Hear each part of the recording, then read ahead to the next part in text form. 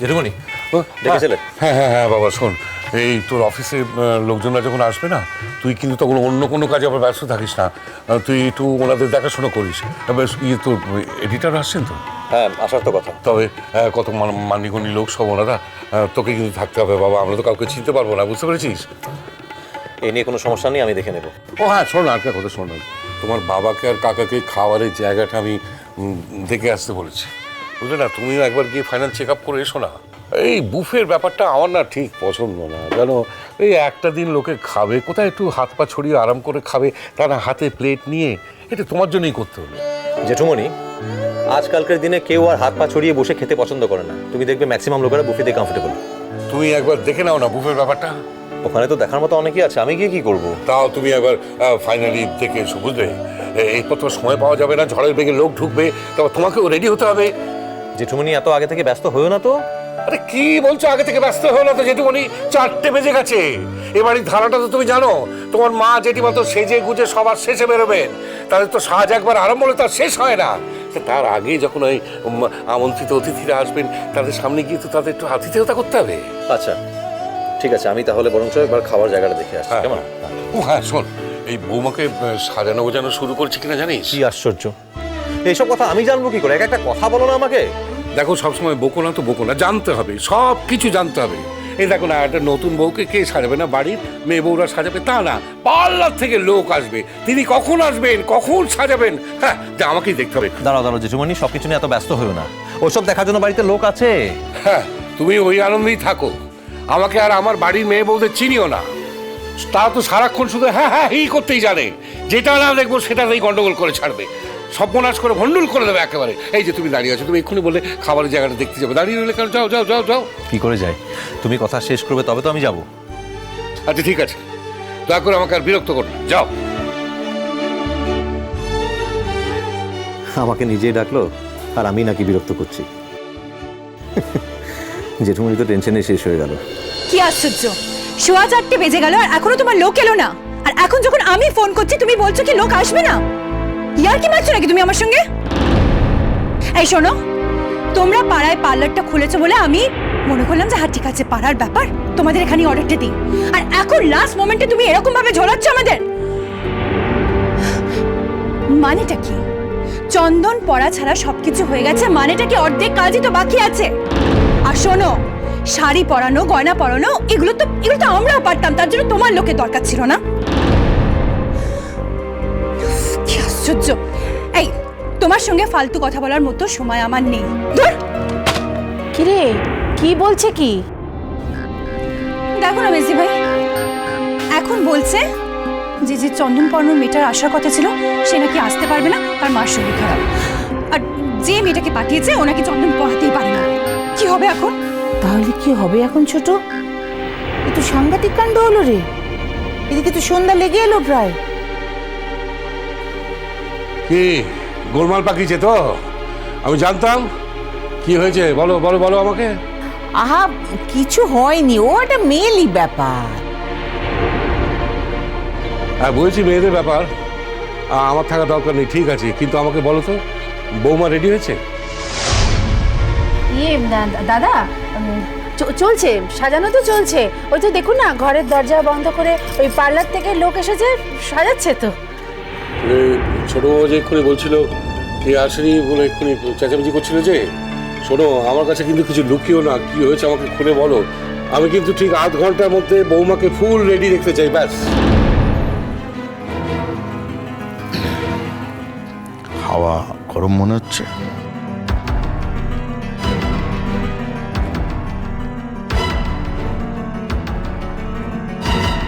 তুমি তো পালিয়ে বাঁচছো, এদিকে আমার পালিয়ে বাঁচার উপায় নেই। পালিয়ে বাঁচবো না মানে? প্রত্যেকটা কাজ দাদা 3 থেকে 4 বার করে করতে বলছে, এটা আমার দ্বারা সম্ভব না। ও মেজদা করতে পারে, মেজদার দ্বারা সম্ভব। এদিকে তো আমাদের ছাড় নেই, একেবারে বৌমার সাজের ঘর অব্দি হানা দিয়েছে। হ্যাঁ, তবে আর বলছি কি মেজো ঠাকুরপো, দাদা আধ ঘন্টা সময় দিয়ে গেছেন, এর মধ্যে কমলিকাকে পুরো রেডি করে তার হাতে তুলে দিতে হবে। তাই নাকি? এই ব্যাপারেও শাসন? আহা, তুমি তো দিব্যি হেসে ফাটিয়ে দিচ্ছ গো। আর আমরা যে সবাই বিপদে পড়ছি তার দিকে তো তোমার কোনো হুঁশ নেই। কেন, তোমাদের আবার কি বিপদ হলো? চন্দন পরানোর লোক আসেনি জানো? ছোট ঠাকুরপো, এখন কি হবে? এটা আবার এমন কিছু সমস্যা নাকি? তোমরা যে কেউ একজন পড়ি দাও। আরে দূর, আমরা কি আবার ওইসব চাই জানি নাকি? না, ওই দেশলাই কাঠি দিয়ে ফোঁটা ফোঁটা দিয়ে যদি দিয়ে দিতে বলো তাহলে বরঞ্চ আমি পারবো। কি গো? কি যে বলছো না মেজদি ভাই? আচ্ছা, আমাদের কি কোনো প্রেস্টিজ নেই? আর তাছাড়া কমলিকা কি ভাববে বলো দেখি। শোনো, ওর বাবা কিন্তু আর্টিস্ট, হ্যাঁ, সেটা ভুলে যেও না। আর তার মেয়ের কপালে যদি ওই দেশলাই কাঠি দিয়ে ফোঁটা দাও, সেটা যদি উনি জানতে পারেন তাহলে।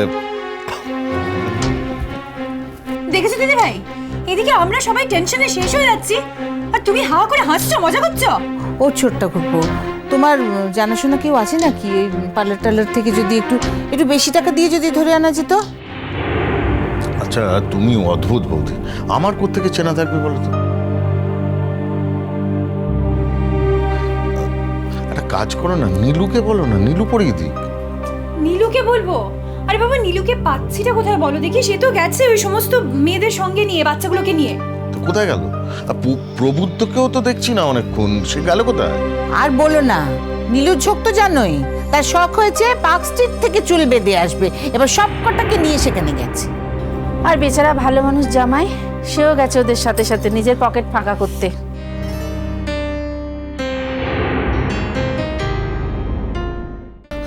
মেজদি ভাই, দিদি ভাই, 15 মিনিট কিন্তু অলরেডি গন। এক্ষুনি দাদা আবার আসবে, কিছু একটা বলো প্লিজ। আমি বলছিলাম যে আমি একটা কথা বলবো। কি কি? বাহাকে বলো চন্দনটা পড়াতে, ও তো খুব সুন্দর আলপনা দেয়, ও পারবে। কি? এই ছোট কথাটা না ঠাকুরপো খুব একটা খারাপ বলেনি রে। সত্যি তো বাহাতো কি সুন্দর আলপনা দিতে পারে। ওই আমাদের উঠোনে কি ভালো আলপনাটা দিয়েছে, সবাই কিরকম ধন্যি ধন্যি করছে। এইটা তুমি একটা দারুণ বুদ্ধি দিয়েছো ছোট্ট। ছোট, যদি তোর দাদার হাত থেকে বাঁচতে চাস তাহলে বাহাকে উঠোন থেকে ধরে নিয়ে আয় বলছি।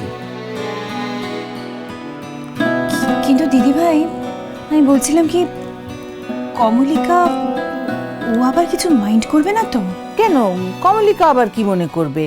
আর তাছাড়া ও তো ভালো করে পড়াতে পারে বলেই ওকে ডাকা হচ্ছে। তাছাড়া ওই চন্দন পড়ানোর মেয়েটা আসবে না, সে তো হঠাৎই জানালো। আচ্ছা, মানে এসব তো হলো, তোমাদের প্রবলেম সলভ করে দিলাম। এবার আমার একটা সমস্যার কথা আমি বলতে পারি? তোমার আবার কি হলো? না মানে আমি কি পড়বো না পড়বো সেগুলো বার করে রাখা আছে কিনা সেগুলো যদি জানতে পারি ভালো হয় না? দেখ, আমি নিজে এখন সাজতে পারলাম না, আর উনি এখন সাজার কথা ভাবছেন। দিদি ভাই, আমি বরং বাহাকে ডেকে নিয়ে আসি, বুঝলেন? ব্যাস হয়ে গেল। যাই, এখন সামনে যা আছে তাই পরে দাদার সামনে হাজিরা দিই, তা নাহলে তো দাদা আবার।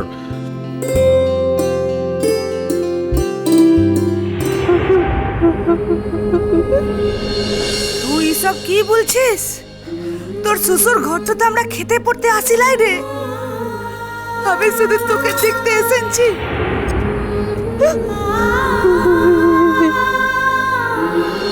বাহা, আমরা যেছি, তুই একটু কথা বল। ইয়ারা তোকে ভালো রেখেছে তো? চোখে জল ফেলে কোনো লাভ নাই, চল।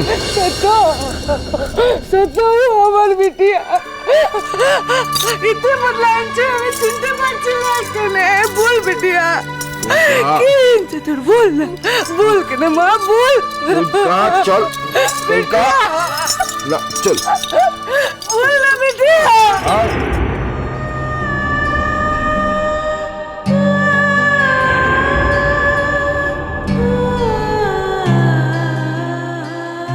আমার কাছে আর কোনো উপায় ছিল না রে মা। মামু চুড়ালেসাই আমার উপরে খুব গুছাটো করেছিস,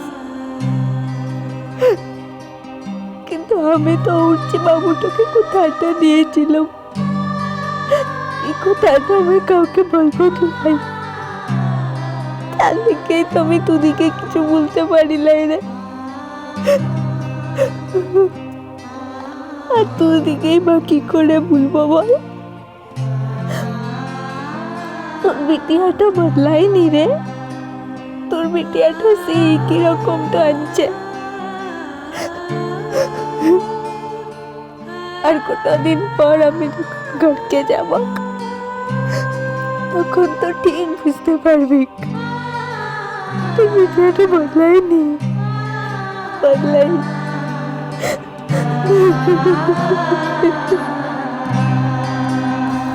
বাহা, বাহা, বাহা তুমি এখানে? আর আমি তোমাকে সারা বাড়ি খুঁজে বেড়াচ্ছি। এসো এসো, চলো ওঠো। কোথাকে? বাহা, আমরা বিশাল একটা বিপদে পড়ে গেছি বাহা। একমাত্র তুমিই পারো সে বিপদ থেকে বাঁচাতে। চলো প্লিজ। কি হয়েছে ছোট মা? তুমি চলো, আমি সব বলছি। এসো, শিগগির এসো।